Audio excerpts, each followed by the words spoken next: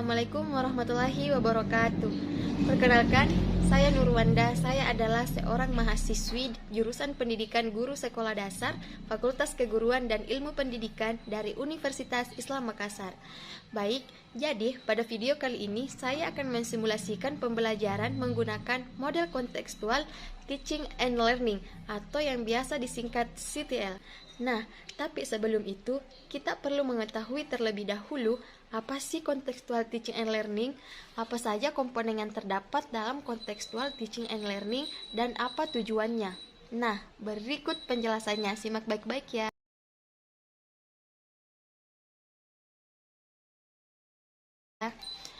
Kontekstual teaching and learning merupakan konsep belajar yang membantu guru dalam mengkaitkan antara materi yang dipelajarinya dengan situasi dunia nyata siswa dan mendorong siswa membuat hubungan antara pengetahuan yang dimilikinya dengan penerapannya dalam kehidupan sehari-hari dengan melibatkan 7 komponen pembelajaran efektif.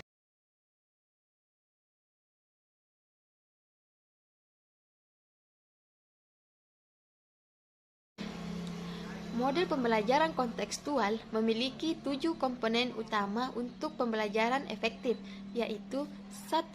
Konstruktivisme. Konstruktivisme merupakan landasan berpikir pendekatan CTL, yaitu bahwa pengetahuan dibangun oleh manusia sedikit demi sedikit yang hasilnya diperluas melalui konteks yang terbatas. Pengetahuan bukanlah seperangkat fakta-fakta, konsep-konsep, atau kaidah yang siap untuk diambil dan diingat. Manusia harus mengkonstruksi pengetahuan itu dan memberi makna melalui pengalaman nyata. Yang kedua, menemukan atau inquiry. Menemukan merupakan bagian inti dari kegiatan pembelajaran berbasis CTL. Pengetahuan dan keterampilan yang diperoleh siswa bukan hasil mengingat seperangkat fakta-fakta, tetapi hasil dari menemukan sendiri. Yang ketiga, bertanya. Bertanya merupakan strategi utama pembelajaran yang berbasis CTL. Bertanya dalam pembelajaran dipandang sebagai kegiatan guru untuk mendorong, membimbing, dan menilai kemampuan berpikir siswa. Dan yang keempat, masyarakat belajar. Konsep learning community atau masyarakat belajar menyarankan agar hasil pembelajaran diperoleh dari kerjasama dengan orang lain. Hasil belajar diperoleh dari antar teman, antar kelompok, dan antara yang tahu dan yang belum tahu. Dan yang kelima, pemodelan atau modeling. Pemodelan maksudnya dalam sebuah pembelajaran keterampilan atau pengetahuan tertentu ada model yang bisa ditiru. Model itu bisa berupa cara mengoperasikan sesuatu atau guru memberi contoh cara mengerjakan sesuatu. Pembelajaran CTL guru bukan merupakan satu-satunya model. Model dapat dirancang dengan melibatkan siswa. Dan yang keenam adalah refleksi. Refleksi yaitu cara berpikir tentang apa yang dipelajari atau berpikir ke belakang tentang apa-apa yang sudah dilakukan di masa lalu. Siswa mengedepankan apa yang harus dipelajarinya sebagai struktur pengetahuan yang baru, yang merupakan pengayaan atau revisi dari pengetahuan sebelumnya. Refleksi merupakan respon terhadap kejadian, aktivitas, atau pengetahuan yang diterima. Dan yang terakhir adalah penilaian yang sebenarnya atau authentic assessment. Assessment adalah proses pengumpulan berbagai data yang bisa memberikan gambaran perkembangan belajar siswa. Data yang dikumpulkan melalui kegiatan penilaian bukanlah untuk mencari informasi tentang belajar siswa.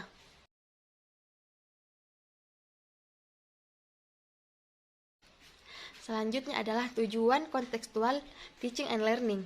Model pembelajaran CTL ini bertujuan untuk pertama, memotivasi siswa untuk memahami makna materi pelajaran yang dipelajarinya dengan mengkaitkan materi tersebut dengan konteks kehidupan mereka sehari-hari, sehingga siswa memiliki pengetahuan dan keterampilan yang secara refleksi dapat diterapkan dari permasalahan ke permasalahan lainnya. Dan yang kedua, model pembelajaran ini bertujuan agar dalam belajar itu tidak hanya sekedar menghafal, tetapi perlu dengan adanya pemahaman. Dan yang ketiga, model pembelajaran ini menekankan pada pengembangan minat pengalaman siswa.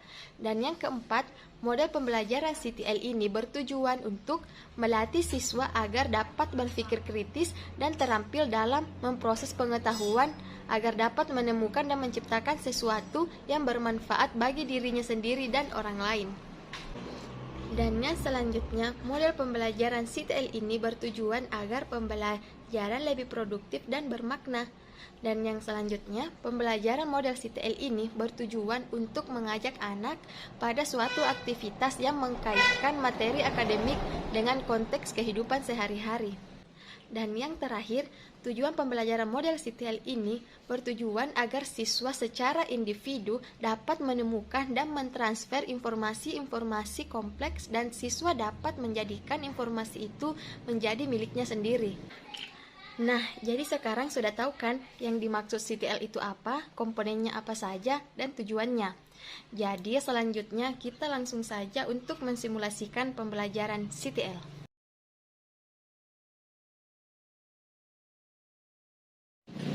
Assalamualaikum anak-anak, bagaimana kabarnya hari ini? Sehat? Alhamdulillah. Baik, jadi sebelum kita memulai pembelajaran kita hari ini, sebaiknya kita berdoa dulu. Doanya akan dipimpin oleh ketua kelas. Ya, silahkan Ahmad. Ya, doa dimulai. Doa selesai. Sekarang ibu akan absen terlebih dahulu. Jadi siapa yang ibu sebut namanya bilang hadir ya. Ahmad, Akbar, Abizar, Ayu, Amel, Anti,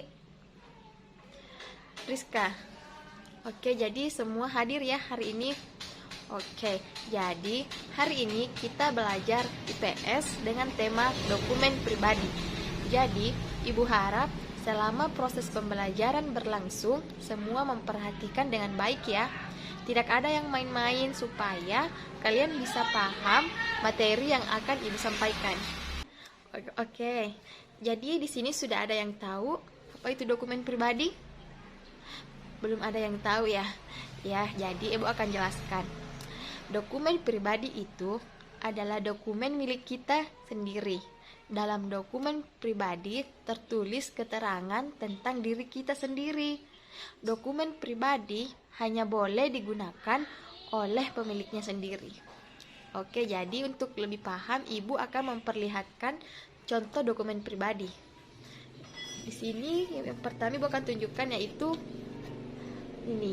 Ada yang tahu apa ini? Iya, betul. Akta kelahiran. Jadi, akta kelahiran ini adalah surat keterangan tentang kelahiran seseorang. Jadi, siapa di sini yang punya akta kelahiran? Iya, betul. Semuanya punya akta kelahiran ya.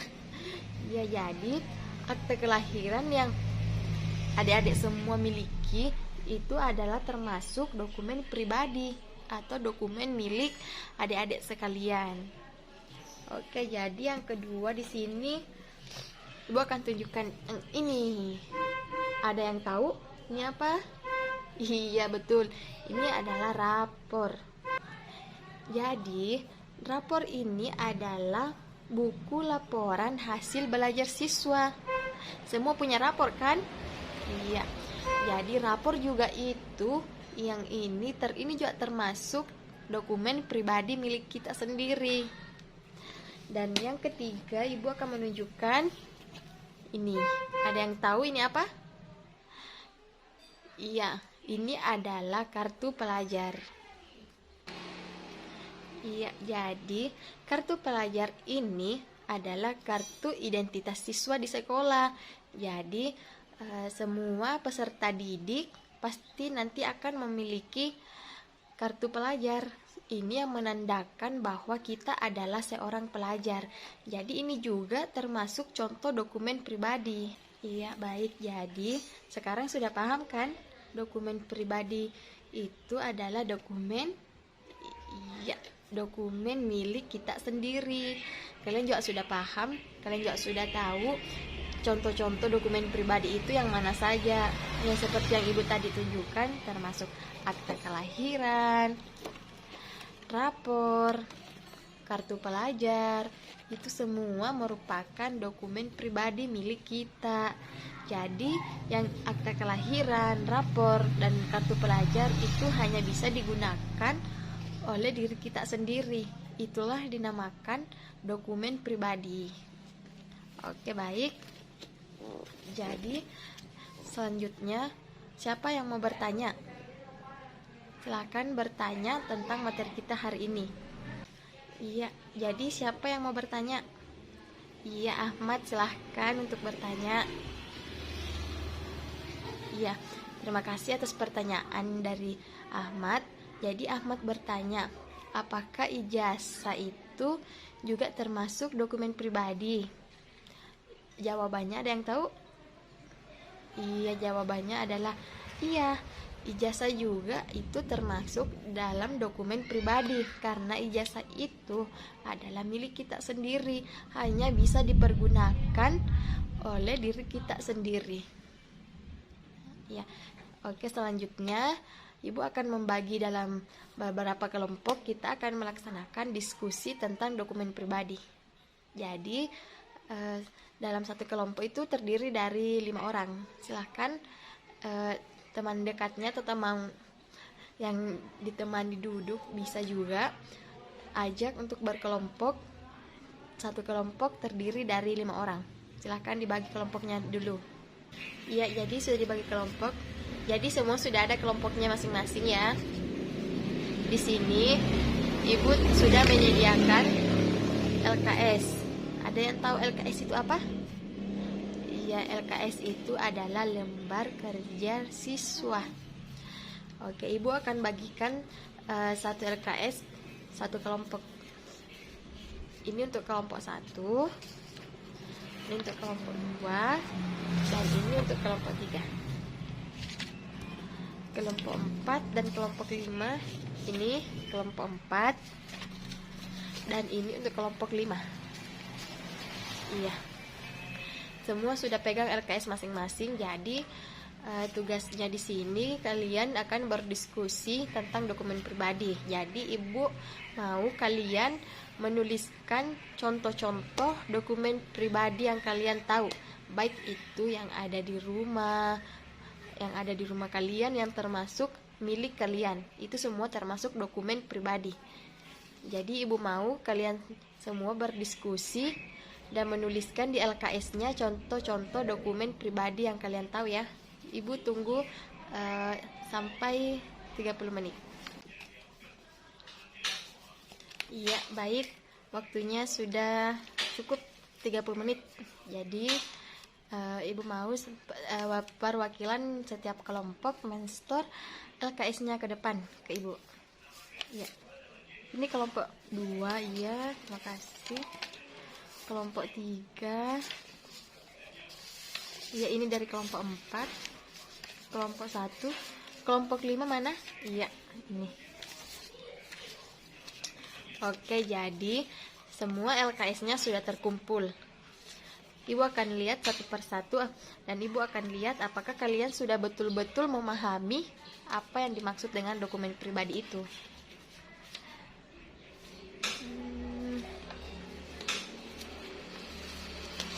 Bagus.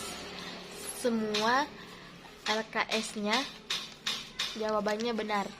Jadi kalian sampai sekarang ternyata sudah paham ya atas penjelasan Ibu tentang dokumen pribadi itu. Kalian sudah bisa mengetahui yang mana yang termasuk dokumen pribadi itu. Oke.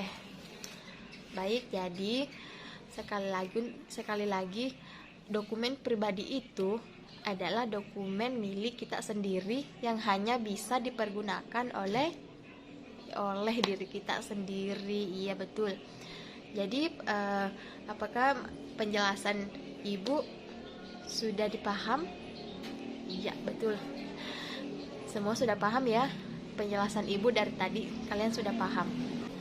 Iya, baik. Jadi Ibu harap kalian tetap rajin belajar, rajin membaca, dan ingat, main boleh tapi harus ingat waktu. Betul, karena untuk anak-anak semasa kalian itu harus lebih banyak belajar. Mainnya secukupnya saja, jangan terlalu banyak main tapi sedikit belajar, itu tidak bagus ya. Iya, jadi Ibu akan akhiri untuk pertemuan kita kali ini. Mungkin cukup sekian dulu. Ibu harap kalian tetap jaga kesehatan dan tetap rajin belajar.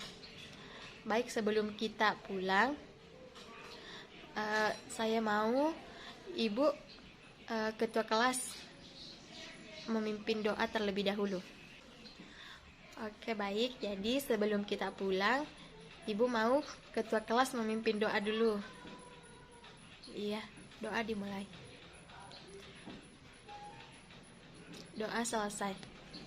Jadi untuk pertemuan kita kali ini Ibu tutup ya. Terima kasih atas perhatiannya. Kurang dan lebihnya mohon dimaafkan. Assalamualaikum warahmatullahi wabarakatuh. Selamat siang semua.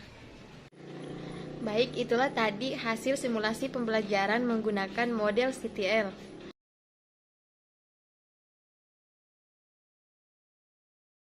Selanjutnya saya akan menjelaskan kelebihan dan kekurangan dari model kontekstual teaching and learning. Yang pertama, kelebihan dalam pembelajaran CTL. Yang pertama, pembelajaran lebih bermakna. Artinya, siswa melakukan sendiri kegiatan yang berhubungan dengan materi yang ada sehingga siswa dapat memahaminya sendiri.